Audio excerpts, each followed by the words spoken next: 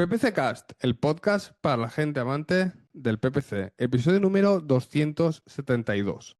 Del Congo a reclamar millones a Google Ads, con Marcos Ferreiro. Hoy os traemos una persona especial porque a Marcos, yo tengo que decir que la conocí en la estación de Tren de Atocha.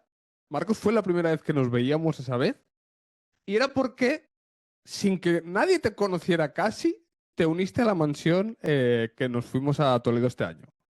Y allí descubrimos el problema del podcast de hoy, que podría ser un podcast solo de la vida de Marcos, porque ha tenido una vida brutal. O sea, nos quedamos todos flipando.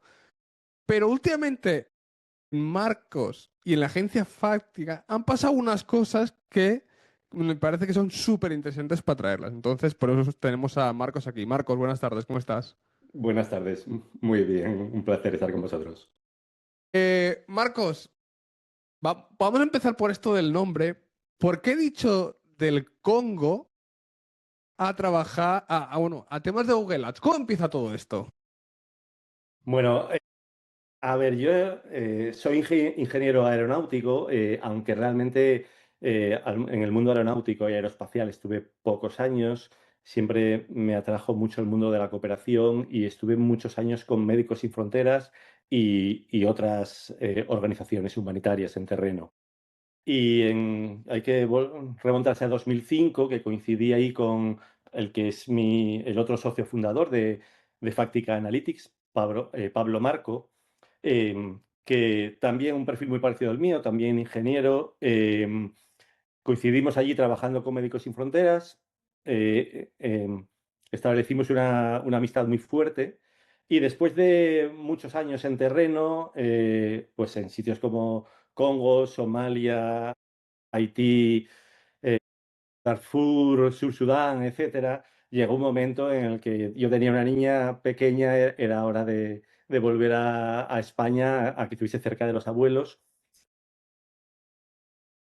Mm, Volví a coincidir con Pablo en Madrid, que también él estaba regresando, nos tocaba reinventarnos, y él sí que teníais que entrevistarlo, porque él, en sus ratos libres, cuando estaba por ahí en terreno, había montado un e-commerce, fue uno de los pioneros del e-commerce en España, y en plan autodidacta se dedicaba a montar campañas de Google Ads. Estoy hablando de los tiempos de las pujas manuales en las que tenías que ir tocando cada puja poco a poco, ¿no? Era su Madre mía. forma de desestresarse. De hecho, no coincidí con él en Yemen, pero dice la leyenda que cuando estaba él en Yemen lloviendo pepinazos no sé si de los hutis o de los saudíes, lloviendo bombas, pues él se dedicaba para desestresarse a ajustar las pujas manuales de las campañas de Google Ads. Así que me río yo de los media buyers que se quejan del estrés del trabajo, ¿no?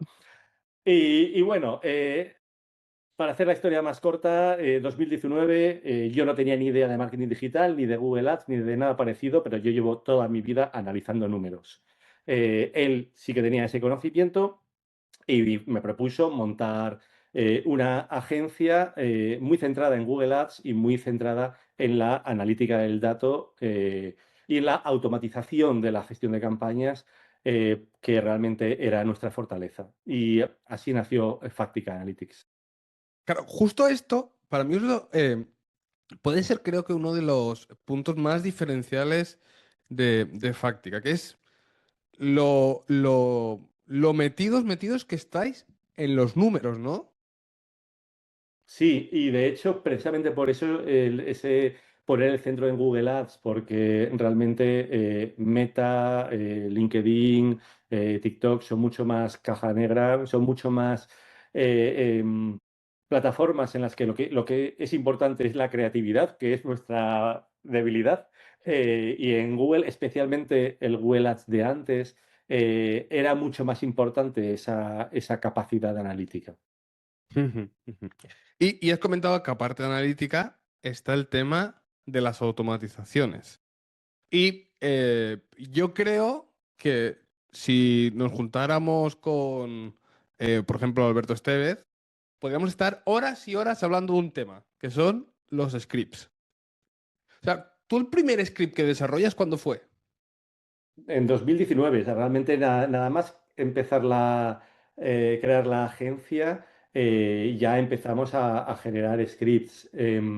Al principio eran scripts muy sencillitos de alertas, alertas de KPIs, oye, las impresiones de esta campaña se están desviando de lo que es lo habitual, o el CTR, o el CR, o el CPC, siempre comparando con semanas anteriores, con días de la semana anteriores, etcétera.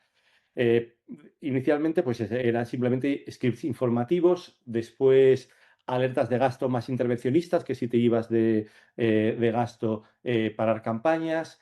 Después, cuando empezamos a tener clientes que cuando nos dábamos cuenta cambiaban cosas de las campañas, metimos un script que era para avisarnos cuando alguien le metía mano a las campañas sin decirnos nada, que todavía hoy seguimos utilizando esto y es bastante útil. Bendito script. Después, cuando las concordancias empezaron a dejar de funcionar como se suponía que tenían que funcionar, hicimos el Make Phrase Great Again, que era un script para que realmente las concordancias de frase actúen de verdad como concordancia de frase. Eh, o otro para negativas, negativas amplias, en el que coges y defines qué palabras o qué cadenas de texto tienen que estar sí o sí en el término de búsqueda, de forma que si esas palabras o cadenas de texto no están, entonces Negativiza. negativizas el término de búsqueda. Es una forma de delimitar las amplias. Eso era de scripts, yo diría, más básicos, ¿no? Algunos más intervencionistas para limpiar cuentas, pero no tanto para gestionarte la cuenta. Yo creo que cuando realmente empezamos a hacer scripts con más chicha fue con la idea de maximizar el beneficio de la cuenta y el beneficio de las campañas. Vale. Con una idea que es que tanto el target CPA como el target ROAS se dejan dinero en la mesa. Ujú. Te voy a poner un ejemplo. Si tú vendes escobas y consigues un ROI de 10, pero al final de la semana solamente has vendido una escoba, por mucho que tengas un ROI de 10, tu jefe te corta la cabeza. Si igual es mucho mejor tener un ROI de 3 y vender 1 millón de escobas en una semana. Entonces, ese equilibrio entre ROI y volumen de ventas es un equilibrio dinámico. O sea, depende de muchos factores. Depende, por supuesto, del margen que tiene tu producto, pero si estamos hablando de generación de leads, de la tasa de conversión de lead y del margen que tiene esa venta, pero también depende del comportamiento de los usuarios, depende del comportamiento de tus competidores en cuanto a cómo cambia el coste y la calidad del tráfico. O sea, entonces, nosotros hicimos en su día un script que funcionaba con puja manual para maximizar, para ajustar las pujas de tal manera que de forma dinámica maximizases el beneficio que te traía cada clic que generaba esa keyword, ¿no? Y esto primero lo hicimos con puja manual, después cuando el Smart Bidding empezó a funcionar bien, lo trasladamos también a Smart Bidding, a campañas de target ROAS, siempre con esa idea de maximizar el beneficio total, de conseguir ese equilibrio óptimo entre volumen y ROAS.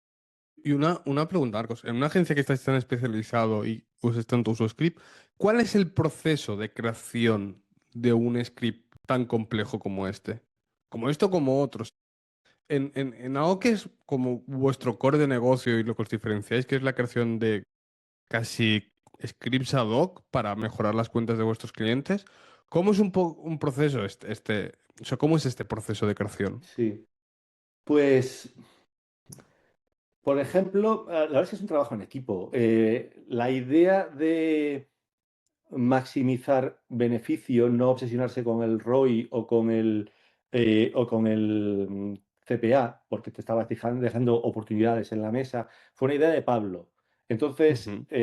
a partir de esa idea, yo soy el de la servilleta, yo soy el que coge y en una servilleta dibuja el flujo que tiene que tener el algoritmo Vale. para trasladar esta idea a algo programable. Y después, otro compañero mío, Jonathan, es el que convierte el flujograma o el dibujo en la Ujú. servilleta en código. Y al final lo solemos hacer un poco un modelo un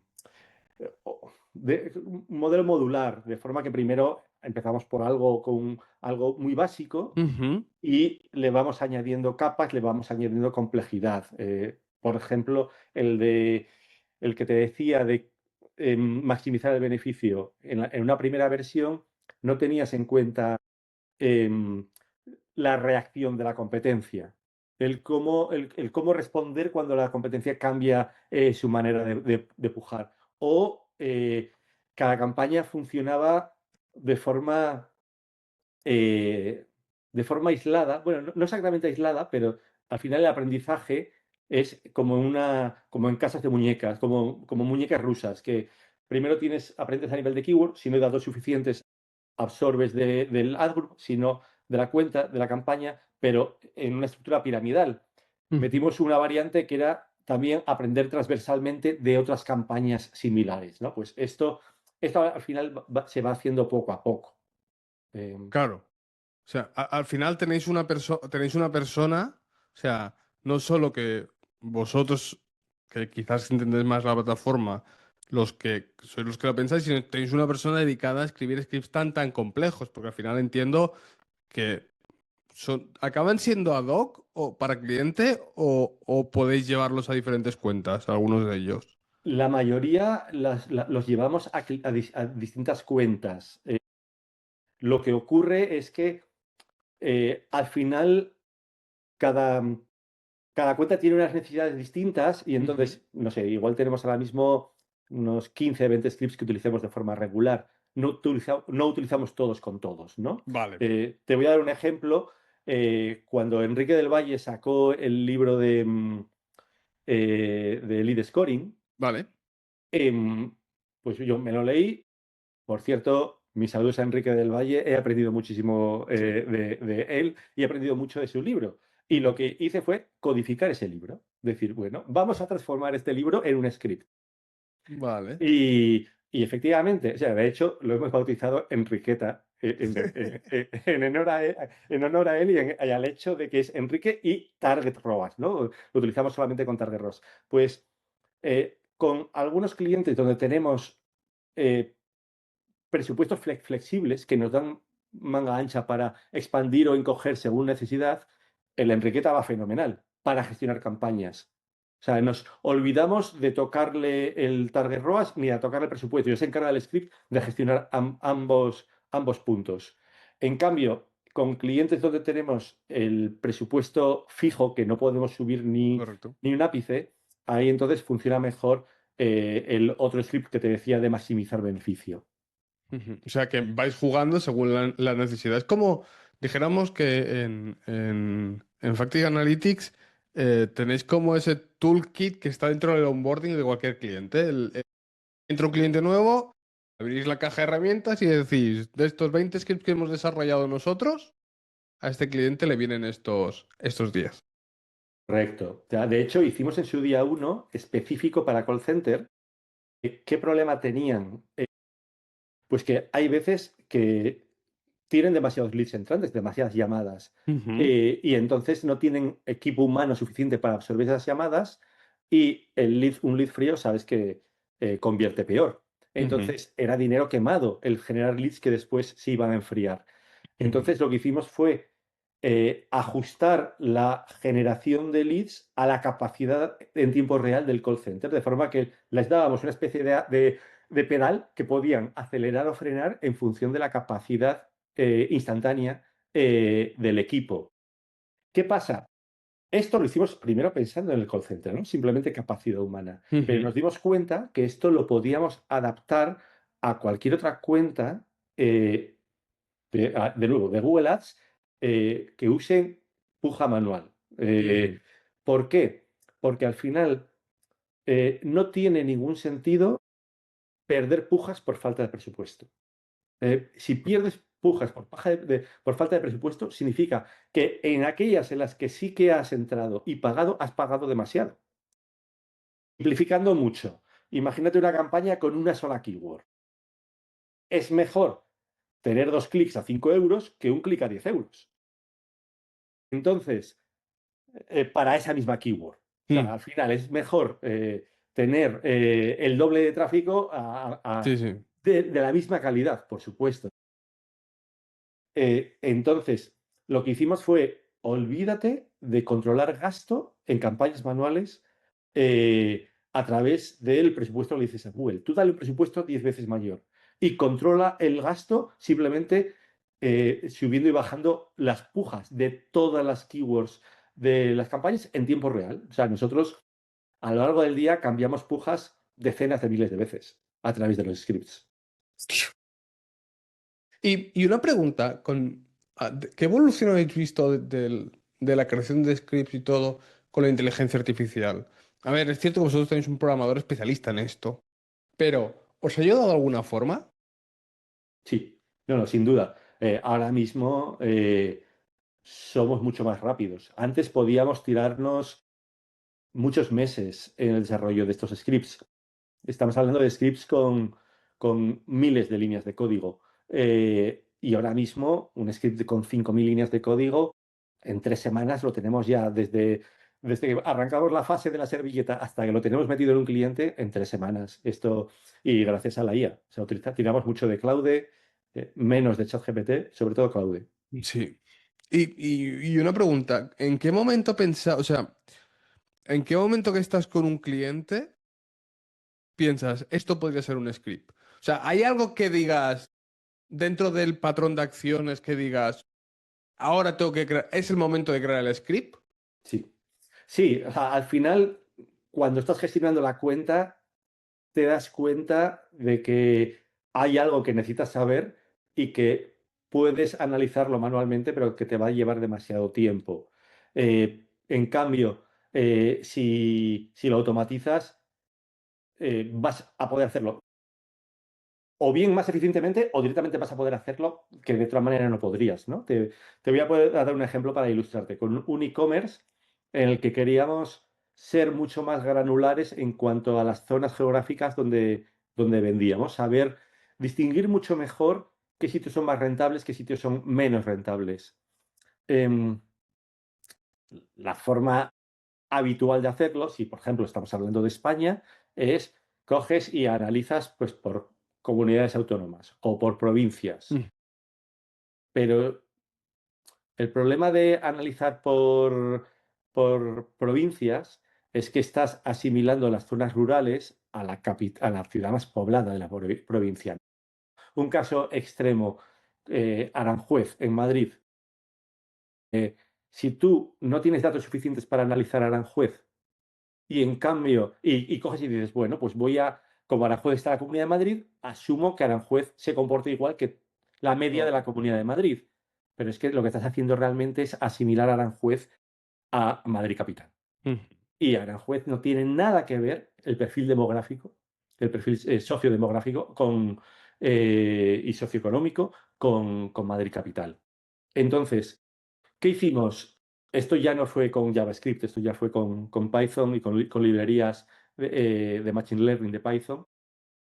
Cogimos y lo que hicimos fue un script que te busca por toda España otros aranjueces. Te busca otros pueblos que con todas las métricas socioeconómicas, culturales, tipo de trabajo, dependiendo del cliente, qué otras métricas pueden influir, ¿no? Imagínate que estamos hablando de un e-commerce de productos deportivos. Bueno, pues qué calado tiene, qué penetración tiene ese deporte en Aranjuez versus pues otros municipios españoles similares. Y entonces, en vez de agregar a nivel de provincia, agregas un nuevo clúster con otros municipios semejantes a Aranjuez desperdigados por toda España. Y entonces, así consigues reducir entre 1 y 2 órdenes de magnitud el error que cometes en las predicciones.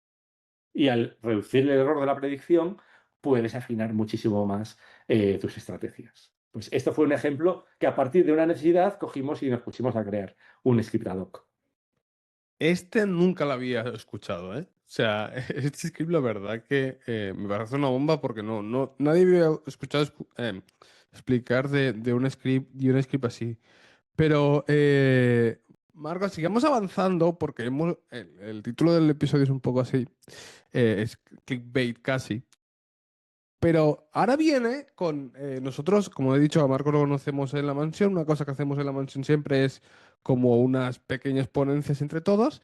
Y viene Marcos y nos presenta y nos habla de el fraude en Google Ads. Yo creo que, Marcos, ¿es tu tema preferido en Google Ads casi?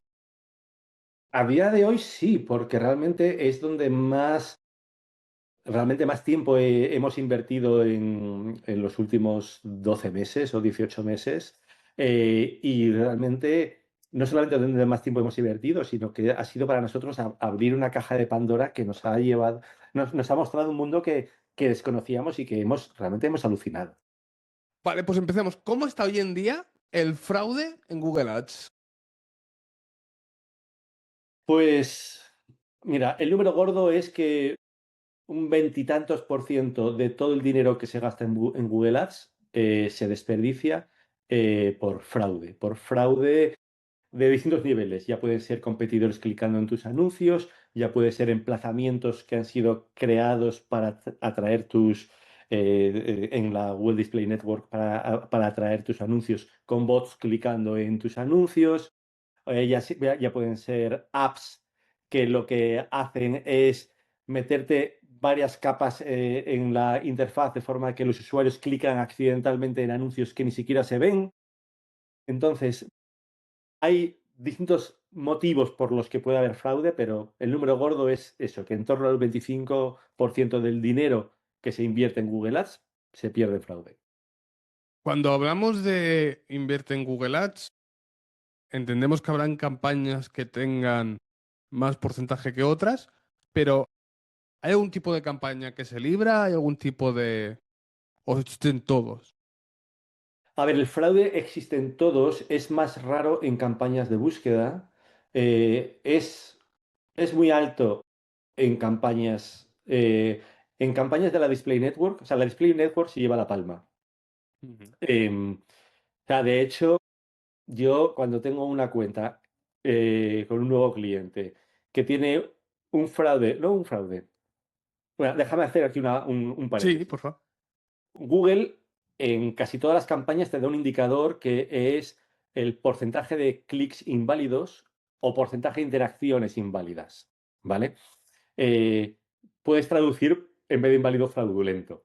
Eh, Normalmente cuando Google te dice 10, la realidad suele ser el doble o el triple, Ujú. ¿vale? O sea, normalmente tú multiplica por 2 o por 3 y estarás más cerca de la realidad.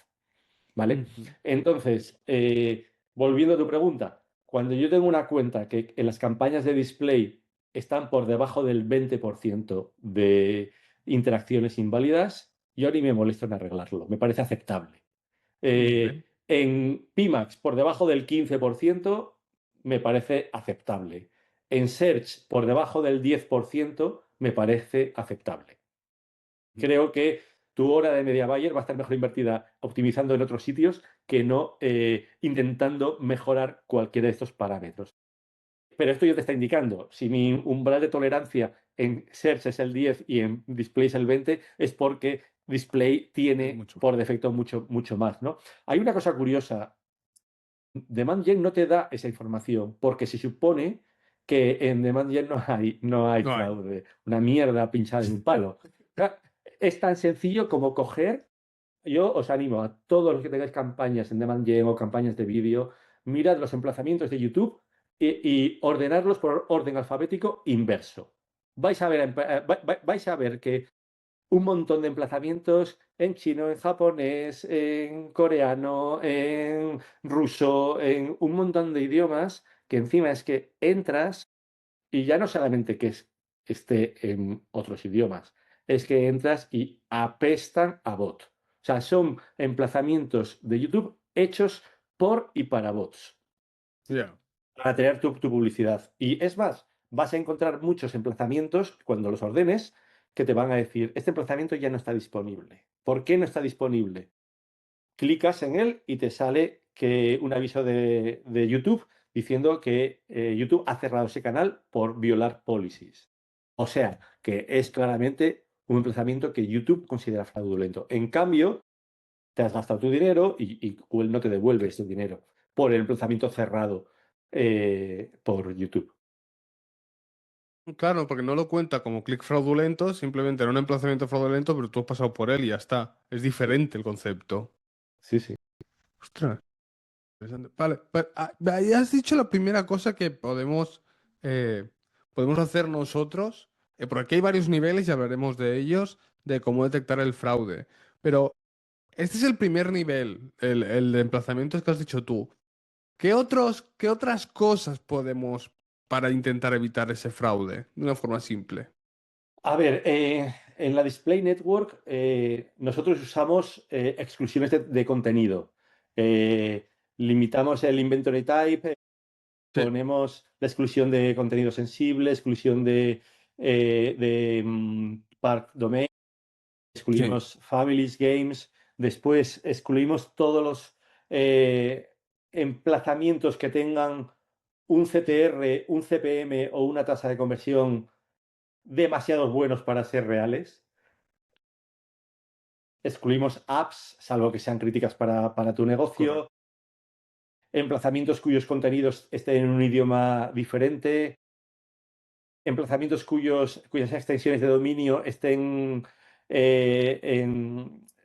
apunten a un país, te chirríen o apunten a un país raro, o cosas como, no sé, extensiones de dominios punto .io, punto .xyz, X, Y, Z, sí, es- ese es muy típico. Pero, claro, yo aquí, Marco, ahora me acuerdo, una cosa que yo llegué a hacer un análisis para un cliente que tenía y me di cuenta que si deja, que todas las cosas, que la mayoría de conversiones del cliente siempre vienen en el .com y en el TLD del país. Entonces lo que hacía es un script donde o eres .com o eres TLD del país. Si no, vas fuera. Sí, sí, sí. Eso está muy bien. O sea, es que al final, al principio, a veces el cortar por lo sano es mucho mejor. O sea, es mejor, Correcto. en este caso, dejarte fuera emplazamientos potencialmente buenos, porque con el punto com y con el punto es o el punto país que tengo, Sí, es que tienes de correcto. sobra, tienes de sobra. O sea, Correcto. no necesitas más. O sea, que es mejor pecar en exceso en este caso que dejar entrar mierda. Algo que también nos ha funcionado bien es el meter un retardo en conversión. Es decir, cualquier conversión que haya ocurrido en los primeros 5 10 segundos desde inicio de sesión, no lo cuentes como conversión. Así no le estamos pasando a Smart Bidding señales equívocas. Claro, porque si es un bot, convertirá súper rápido. Si es una persona, tardará en un formulario X tiempo y de esta forma seguro que evitas el delay. Claro. Claro, estas son formas que tenemos la gente corriente de intentar detectar el de esto.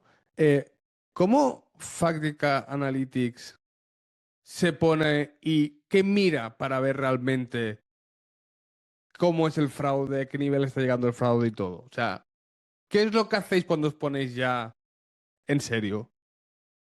A ver, depende del tamaño y la capacidad del cliente. Vale. ¿Por qué digo esto? Porque es que al final nosotros tenemos clientes muy diversos, algunos muy pequeños, otros muy grandes. Ujú. Y hay clientes de los pequeños a los que les tenemos que decir, no solamente con el análisis de fraude, sino en general, si yo le he hecho el doble de horas a tu cuenta, vas a mejorar un 40% seguramente. Pero es que eh, al imputar el fee de agencia, es que se come con creces ese 40% de mejora. Entonces, no te compensa tener la cuenta llevada solo medio bien, no óptima, y que yo le meta menos horas para poder cobrarte menos. Correcto. O sea, que al final es importante tener esto muy en cuenta a la hora de gestionar no solamente el tema del fraude, sino Sí, cualquier, cualquier cosa. cualquier cuenta, ¿no? Que realmente, o sea, tenemos, para poner un ejemplo extremo, tenemos un cliente que, que gasta 400 euros al mes en publicidad. O sea, yo no le puedo facturar 1.000 euros al mes o 2.000 euros al mes para decirles que te la voy a dejar niquelada. Y yo, sí, pero es que si me la dejas niquelada y multiplicas por 5 el coste del lead, ¿para qué me vale? O sea, yo a Eh, este cliente, ¿qué le podemos meter? 3 horas como mucho, 4 horas al mes. Y encima porque es amigo. Entonces, volviendo a tu pregunta, clientes donde realmente mete todo lo que haga falta. Ahí lo que hacemos es analizar mucho los logs del servidor. Eso es una fuente de datos bestial. Em, y de hecho, a partir de ahí, esto nos permite detectar IPs, porque a mí en general el tema de usar estos bloqueadores de IPs comerciales no me entusiasma. Nuestra experiencia con ellos no es nada buena. Pero ¿Pero por qué? O sea, ¿por qué crees que no acaba? O sea, cuando hablamos de eso, vamos a poner un ejemplo. No decimos que este sea concreto para que entendáis qué tipo de herramientas. ClickCase, la famosa ClickCase. O sea, ¿por qué estas herramientas crees que no acaban de hacer su trabajo? a ver, lo primero, tenemos que tener en cuenta que ellos fundamentalmente lo que hacen es limitar IPs y Google no te da barra libre para limitar IPs. Tienes un máximo de 500 IPs por cuenta más otros 500 IPs por campaña. Para Vale. poder ampliar bien el rango de IPs que bloqueas, hay que jugar con los prefijos, que es como familias de IPs. Vale. Em, Normalmente estos bloqueadores no juegan con estos prefijos. Ujú. Eh, Después tienen un marketing muy exagerado porque te hablan de los trillones que te ha ahorrado y realmente lo que hacen es aplicar el CPC medio de la cuenta a todos los clics bloqueados, cuando en realidad la mayoría de los clics bloqueados los bloquean en display Ujú. Y y son que no más tiene que baratos. ver, que son muchísimo más baratos. Incluyen en tu ahorro los clics inválidos que ya han ocurrido.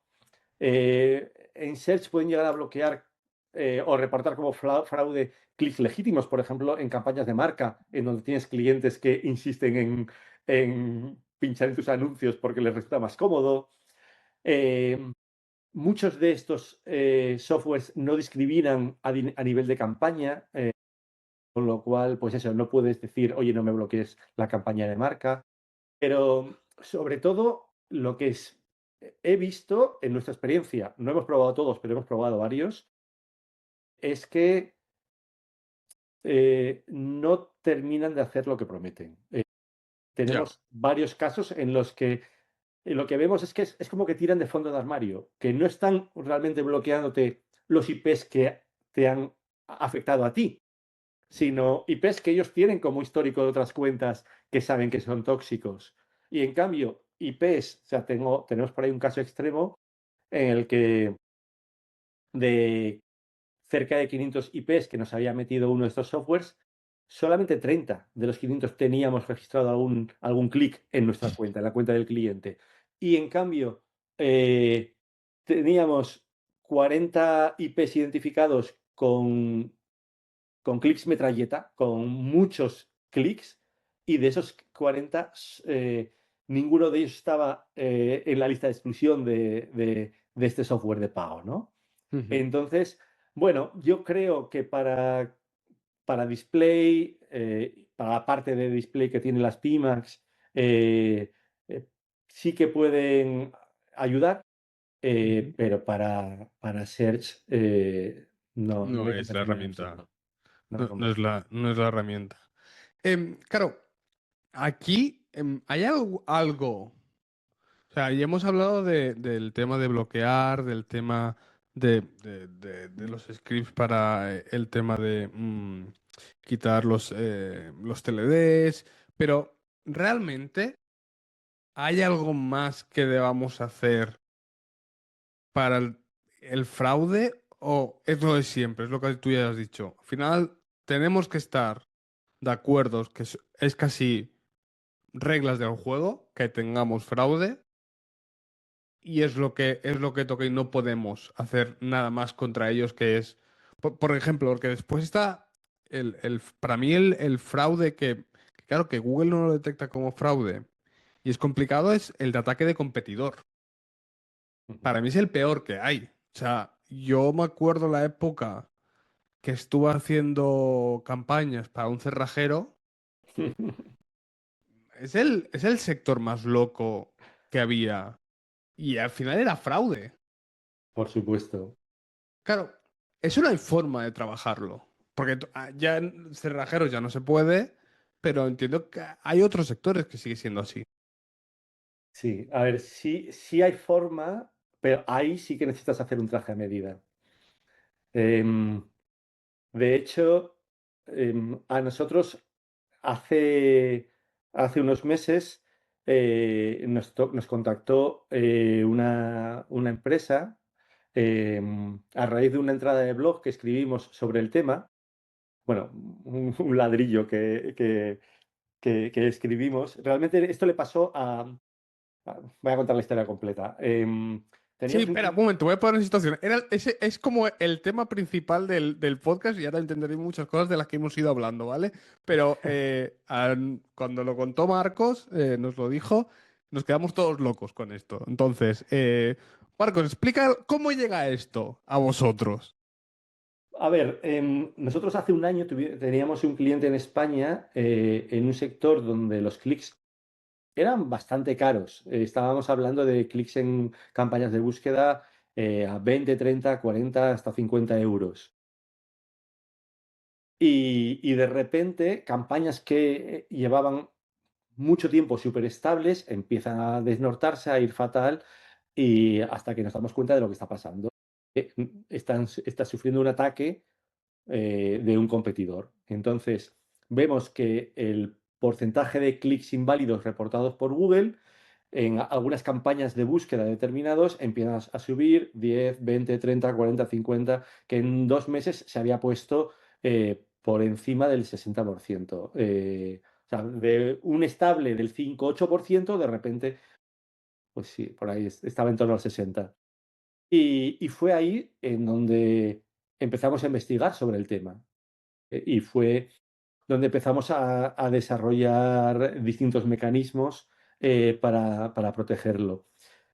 Em, Realmente no fuimos lo suficientemente rápidos con este cliente, lo perdimos a raíz de que las campañas perdiesen el norte con todos estos ataques, pero al menos nos sirvió para aprender sobre el sector. A raíz de esto, toda la investigación que hicimos, o gran parte de esa investigación, la plasmamos en, pues, en un paquete de algoritmos antifraude muy dirigidos a display, a PMAX, a vídeo, a demand gen, eh, y lo escribimos en una entrada de blog que meses después un, un despacho de abogados americano leyó.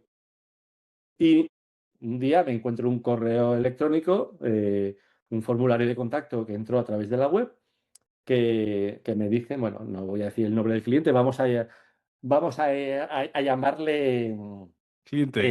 eh, Tom Watson. Seguro que a ti te hará gracia ese nombre. Pues me escribe un tal Tom Watson diciéndome, estoy en un sector en el que los clics llegamos a pagar hasta $1000 por clic, $1000 por clic. O sea, que yo es que ni sabía que era posible hacer eso. Es Eh, Estados Unidos, ¿eh? Es Estados Estados Unidos, Unidos. sí, sí. Y tengo un competidor atacándome y está utilizando un sistema de ataque muy complejo, utilizando proxies, utilizando bots, VPNs, creemos que nos están atacando desde Rusia y tenemos uno de estos softwares comerciales, no voy a decir el Es nombre, igual, uno. y no está haciendo nada. y me pregunta, ¿vuestro software puede ayudar? Claro, yo según leo esto, y encima firma el Tom Watson de Watson y Asociados. O sea, que era el dueño De la empresa. de la empresa.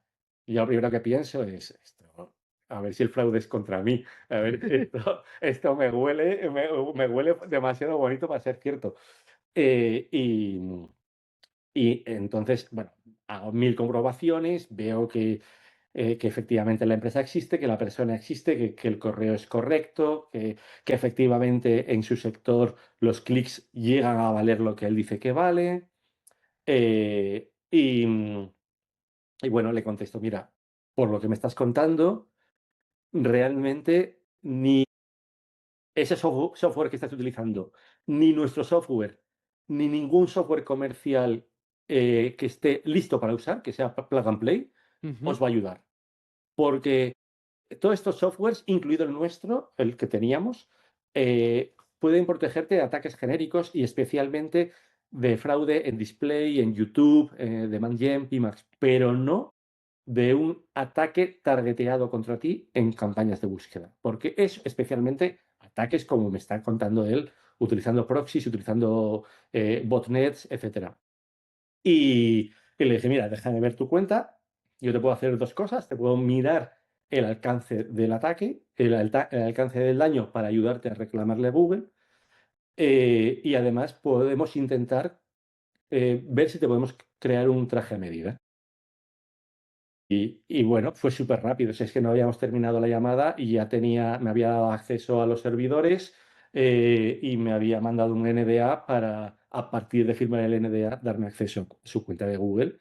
Y cuando entro en la cuenta de Google, flipo. O sea, yo aluciné porque, o sea, yo con otros clientes, si veo un fraude en campañas de búsqueda del más del 20%, o sea, ese porcentaje de clics Ujú. inválidos, si es el más del 20%, entro en pánico, porque es que yo sé que la realidad va a ser mucho peor que ese 20%.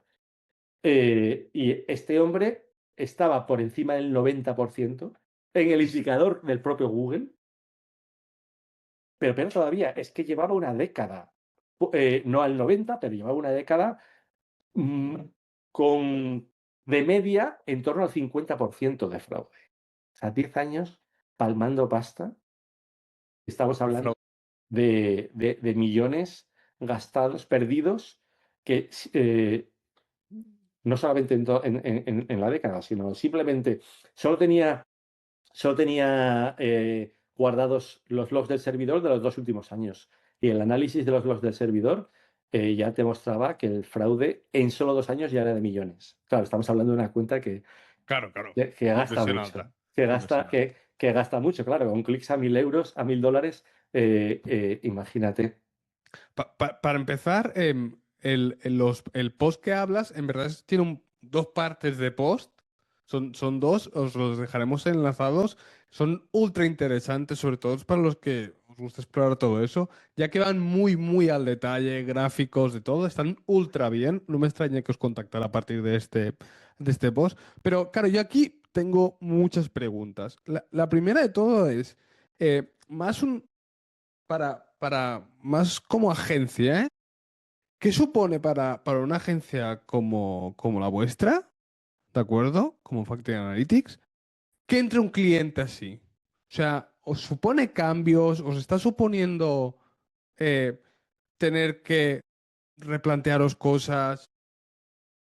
Es un cambio bestial. O sea, yo desde hace unas semanas estoy contratando a gente, estamos, bueno, llevamos 3 meses de locura trabajando como locos, pero encima, o sea, creciendo, desarrollando muchos nuevos scripts y realmente reorientando totalmente la empresa. O sea, es que vamos a dedicar más de la mitad de la agencia, de los recursos de la agencia, enfocarnos directamente a esta cuestión. Fraude en Google Ads, sectores muy nicho en donde el coste por clic es bestial. Claro, porque Viendo, el ahorro que podéis producir es enorme. claro, y encima es que yo reflexionando, ¿por qué nos ha contactado a nosotros? ¿No? O sea, que realmente nos encontró por ChatGPT buscando información sobre el tema, pero por qué a nosotros? Pues es algo muy de pyme española. O sea, tú cuando eres una pyme te toca hacer de todo. Ujú, Y el hacer de todo significa que tienes que saber de Google Ads, tienes que saber de IT, tienes que saber hacer scripts, tienes que saber pues, entender todas estas piezas. Ellos, en un mundo hiperespecializado con el que viven ellos, tienen a la persona de IT en su empresa que no sabe nada de Google, tiene a la persona de Google Ads que no sabe nada de IT, ni sabe nada de scripts, ni sabe nada de servidores, ni sabe nada. Después tienes este software que tiene la versión premium del software y que no le está haciendo nada, este software de terceros, ujú, pero ujú, que es una caja negra porque tú no hablas con el software y ujú, no te dan atención personalizada. ujú, Los dueños de este software, que estarán en Holanda o en Suecia, en donde estén, no van a hacer una versión específica para ti. ¿Vale? Y de repente tienes a esta pyme española que lo que hace es juntar las tres piezas del puzzle. Sabe hacerte un software, entiende los IT, puede analizarte los logs del servidor y puede gestionarte campañas de Google Ads. Y puede unirte el tráfico de Google Ads a HubSpot, que para eso también tenían otro especialista que... O sea, es muy de, pues eso, de pyme española que necesitamos saber un poquito de todo. ujú, ujú. Al final ese es nuestro valor añadido. Y entiendo que ahora ya, por ejemplo, con el cliente, no ahora hablemos de datos y todo por tema de confidencialidad, pero, por ejemplo, entiendo que del cliente ya habéis empezado a aplicar cosas y ya debe estar notando cambios con todo el vuestro paquete, ¿no? Bestial. O sea, nosotros hemos ido poco a poco, porque claro, le da pánico el coger y a unos desconocidos darles Sí, el darle. control absoluto de la cuenta, pero en las campañas en las que hemos metido nuestro paquete, nuestro traje a medida, nuestro paquete de scripts, no solamente paquete de scripts, realmente lo que hemos hecho es un combo que es aplicar una metodología de trabajo diseñada es profeso para lidiar con este ataque, un diseño específico de campañas y apoyada por también scripts específicos. Bueno, pues en la campaña en la que hemos probado ha bajado ese indicador, el porcentaje de clics inválidos en un mes del 76% al 7%, mientras que el resto de campañas se mantienen por encima del 80% de fraude. Eso, O sea, que es que ha sido un impacto bestial. En el ROI se ha multiplicado por 4. Por 4. es una locura. Claro, es que al final, con un clic tan alto, es que cualquier ahorro, o sea, cualquier ahorro, el ahorro que hacéis analizando todo el tema del fraude, ayuda a enseguida mejorar los ROIs. Claro, claro. Y, y ahora aquí ya, para que acabáis de entender el título del episodio, claro, ¿qué es lo que va a hacer el cliente con todo esto que estáis descubriendo vosotros? ¿O lo que tiene pensado hacer? Claro. A ver, hay dos líneas de trabajo distintas. Por un lado, una vez que entiendes cuál es el fraude, reclamárselo a Google, que de hecho ya hemos empezado a reclamárselo. Lo que pasa es que Google de entrada te dice, solo atiendo reclamaciones a 60 días. Lo que haya pasado hace más de 60 días no es de mi incumbencia. Hostia. A ver, si tú eres una empresita en España que se gasta, invierte 5.000 euros al mes en Google Ads, no puedes hacer mucho si Google te dice paso de ti. Pero si estás hablando de un despacho de abogados americano, dile tú que solo atiendes reclamaciones a 60 días. Esto va a tener mucho recorrido. O sea, y de hecho, si esto terminas en juicio, no sería el primer caso. Google ha llegado a pagar hasta 100 millones por llegar a acuerdos antes del veredicto.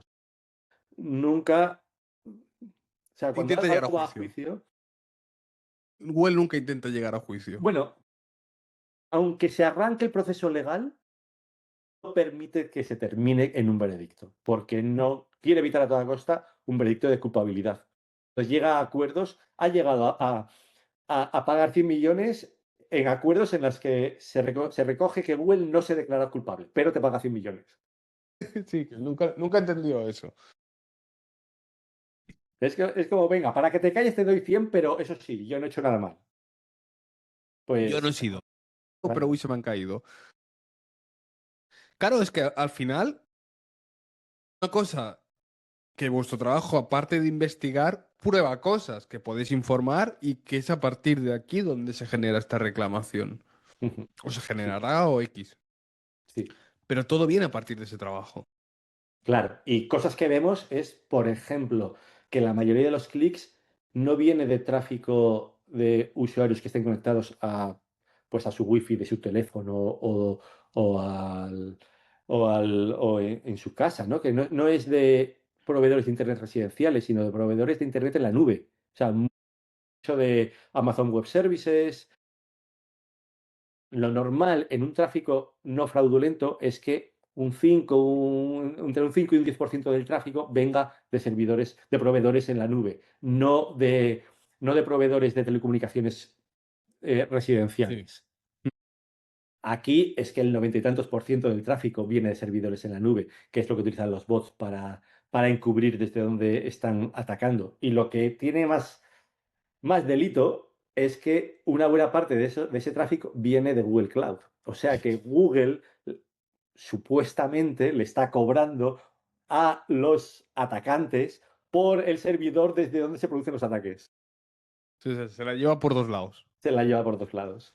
O sea, para mí es un tema ultra interesante porque siempre había escuchado las reclamaciones de fraude por, con Google, no con niveles tan altos de llegar a denuncias. O sea, yo para mí es el primer caso que conozco de tanta envergadura, pero es que, a ver, es como que se ha juntado todo. O sea, se ha juntado el cliente, que es un despacho de abogados en Estados Unidos. Se ha juntado vosotros que podéis sacar todo el reporte. Entonces es como el caso perfecto. Es que sí, para nosotros realmente es una oportunidad muy buena y encima, o sea, que explota muy bien nuestras fortalezas. Y lo sorprendente es que, claro, tú te pones a explorar los logs del servidor, un usuario concreto que en los últimos 2 años ha clicado 60.000 veces. Un usuario, 60.000 veces. Y Google es incapaz de decirte si te está cobrando o no esos clics. O sea, después hay una red de 20 IPs que todos ellos utilizan 50 user agents. Los mismos 50 user agents. O sea, es como que en cuanto llegas al número 50 ya cambias Al a siguiente. otro, al siguiente IP, ¿no? O sea, hay o de repente servidores en la nube que multiplican su actividad por 5.000 de un mes a otro. O sea, son un montón de datos que es que cantan tanto, es que es imposible que Google te diga esto no es fraude. ¿Qué te dice Google? Nosotros hacemos todo lo que debemos y no te puedo decir si este clic por el que me preguntas lo hemos considerado fraudulento o no. No te da información sobre clics individuales. No, me parece súper interesante el tema, o sea, tanto que te dije, ostras, molaría que vinieras al podcast a explicarlo. Antes de pasar a las preguntas rápidas, ¿se nos olvida algún tema que quieras tocar? ¿O nos estamos dejando algo? ¿O vamos a...?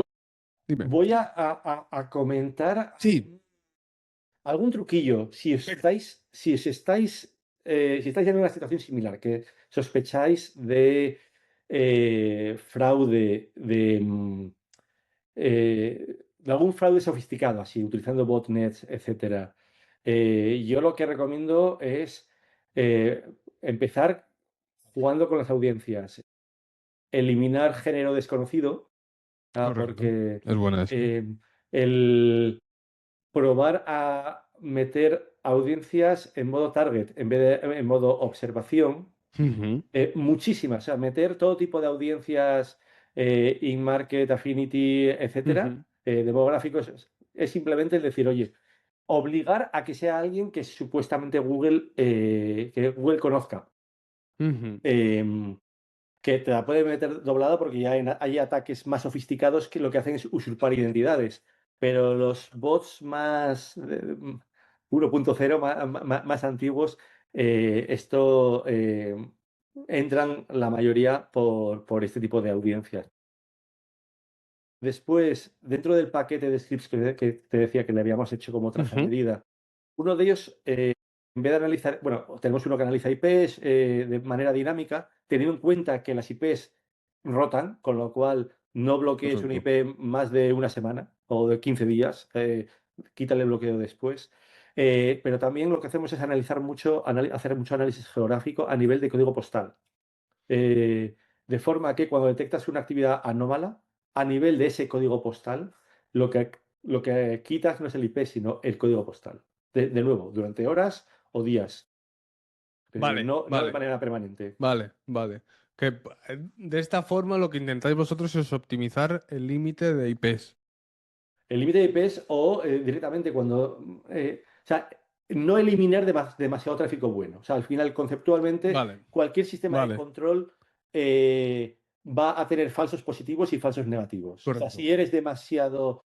Si metes a un portero en la puerta de la discoteca que coja y sea demasiado duro, va a dejar fuera de la discoteca a gente que el dueño querría ver dentro porque va Ujú. a consumir y no va a armar de pollo. Pero si eres demasiado blando, te va a entrar gente que te va a destrozar el local, ¿no? Ujú. O sea, siempre vas a tener falsos positivos y falsos negativos, entonces es jugar con cuánto aprietas y cuánto no, y una de las formas de jugar con cuánto aprietas es apretar por distintas vías, no solamente con IPs, con códigos postales, con Ujú. audiencias, es la combinación de los varios caminos en paralelo. Ujú. Ujú. Vale, pues pasamos a las preguntas rápidas. Eh, Marcos, consejo para alguien que está empezando.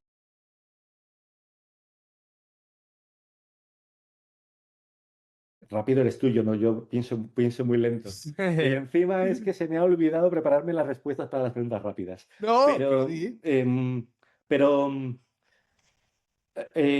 a ver, yo lo que, justo ahora que estamos con el onboarding de alguien que tiene experiencia cero, eh, lo que les digo es, bueno, lo que les decía antes es, antes de hacerme una pregunta, busca en Google, busca en YouTube. Si no encuentras la respuesta o no la entiendes, me preguntas a mí. Ahora lo engordo con busca, pregúntale a ChatGPT. O sea que realmente hay muchísima información que está disponible y o sea, no, se puede aprender muchísimo de forma autodidacta simplemente a través de estos canales.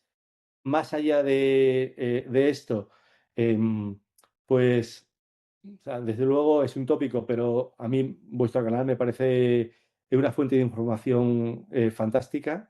Eh, y el estar dentro de la comunidad, que yo creo que fue un error que cometimos nosotros al principio, no solamente yo, sino en general en Fáctica, el estar alejados de la comunidad, se aprende muchísimo estando en contacto con la comunidad Mm. de PPC. O sea que yo creo que, mira, reflexionando bien, mi consejo es el estar conectado a la comunidad de PPC. Oye, si no te gusta PPC-Cast, pues búscate otro canal. Correcto. Pero que Hay muchos. Sí, no te sí, aísles, no te aísles. correcto. Por lo menos está en LinkedIn. O sea, y mírate allí. Una cosa sobre lo que has dicho, esto para la gente que es muy junior, ChatGPT y todo. Yo el único problema que veo de eso, del tema de ChatGPT, es que, por ejemplo, es que me pasó ayer. Yo uso muchas veces, bueno, en este caso Cloud, para darle vueltas a estrategias y todo, y de repente en uno me decía, en un shopping manual, utiliza campañas a conversión, a CPA, cuando no puedes a CPA, porque solo deja maximizar clics o ROAS. Y es como, ten cuidado, por eso yo muchas veces ojo, no te creas todo lo que te dice, porque todavía hay veces que se le va la castaña demasiado. Vale, fuente, ya nos las medio has dicho, pero fuente de información que no puede faltar. Sí, aparte de lo que he comentado, nosotros, sobre todo al principio, le prestábamos mucha atención a Measure School, Hostia, qué bueno es. Analytics Manía, ¡Oh! y bueno, todavía estamos en sus newsletters, y a Niels. Para nosotros eran tres referentes. También indica mucho nuestro perfil, ¿no? Nuestro perfil de Analítico. analítico y de scripts, pero aprendimos mucho de ellos. Eh, y, mm, y, por supuesto, eh, eh, es que no, Measure School era el chavalín, ¿no?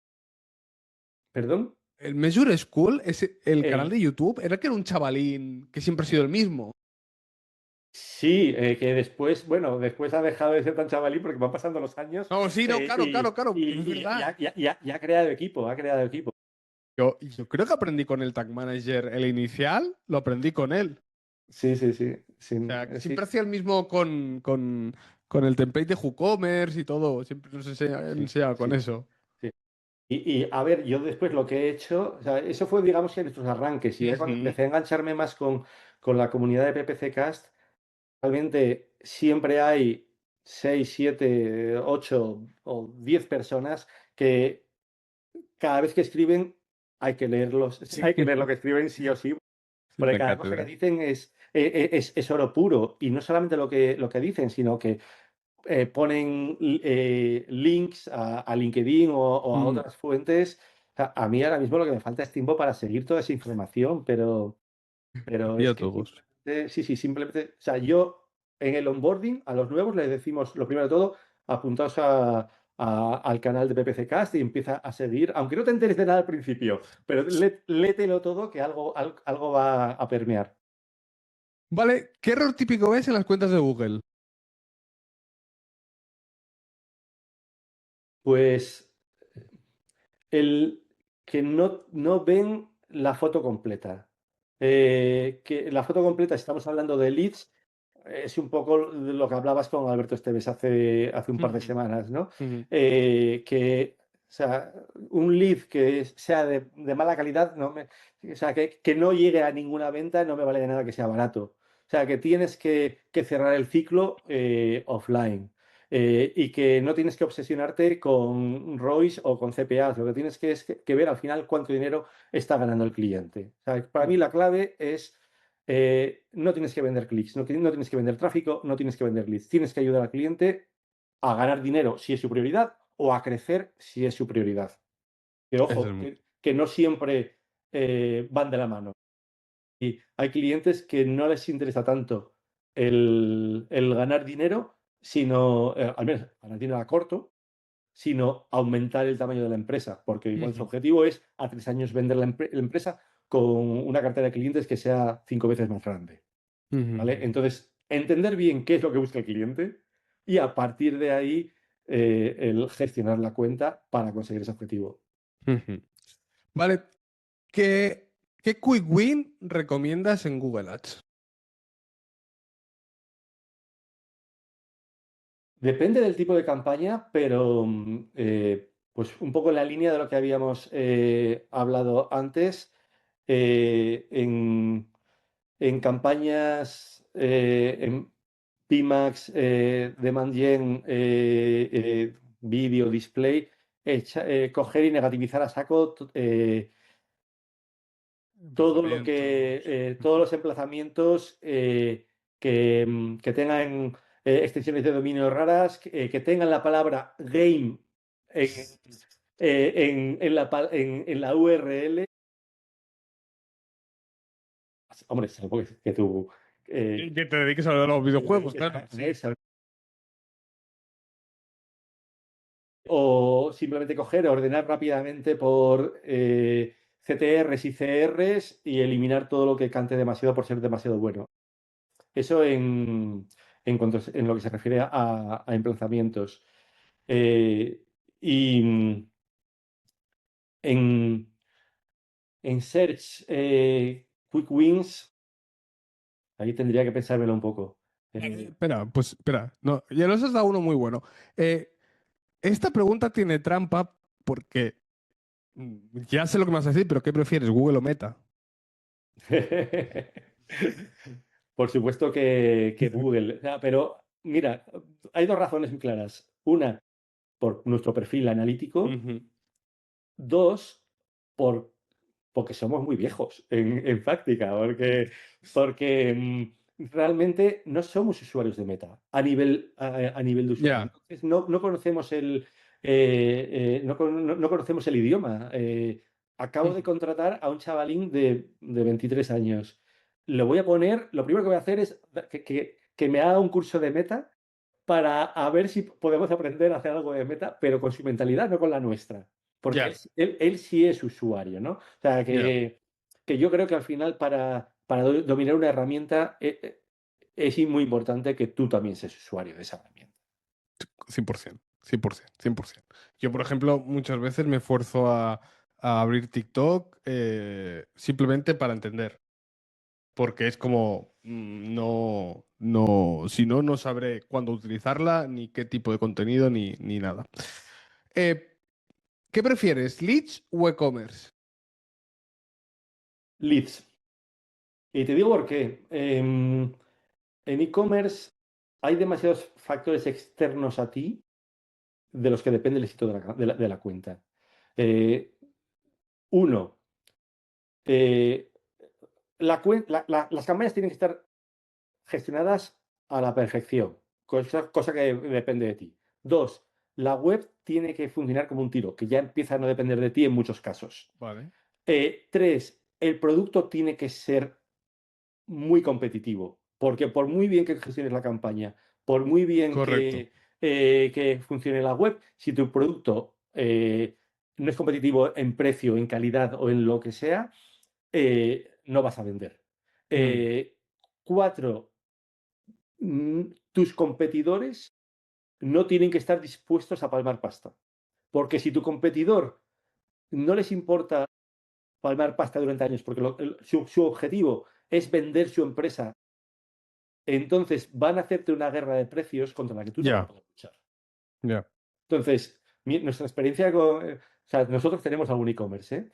Pero, pero nuestra experiencia con e-commerce es que hay demasiados factores que no dependen de ti y que te pueden hacer fracasar. Ya. Por último, ¿a quién deberíamos traer al podcast? ¿Habéis traído a Miriam Navas? Sí, sí. Pues Sí, entonces, mira, no hemos traído. Un momento, ahora me asusta. Sí, es que espera un momento, porque son muchos episodios. Eh, si no hemos traído a Miriam Navas, nos pueden matar. Miriam, no hemos traído a Miriam Navas. Hostia, pues no hemos traído a Miriam Navas. Sí, qué fuerte. pues me alegro muchísimo de haberte dicho a Miriam porque era la típica pregunta que tendría que haberme la pensado y no me la pensé y o sea, no la traía preparada. En cuanto eh, en cuanto te dije, oye, ventajas de vuestro podcast, porque hay gente que cuando habla hay que escucharla, Miriam es una de esas personas. Cada vez que Miriam escribe en, en el PPC Cast, en Telegram, y Pero ya como, antes de conocerla, ya decía, mira, esta es una de las personas que merece mucho la pena escuchar. te juro que me está petando la cabeza. ¿Cómo no hemos traído a Miriam Navas? Te prometo que en mi cabeza era, la habíamos traído. Vale, sí, no, y la traeremos en breves. O sea, tampoco vamos a tardar mucho porque en mi cabeza ella ya había pasado por el podcast. Joder, vale, grande. Marcos, ¿te lo has pasado bien? Muy bien. Sí.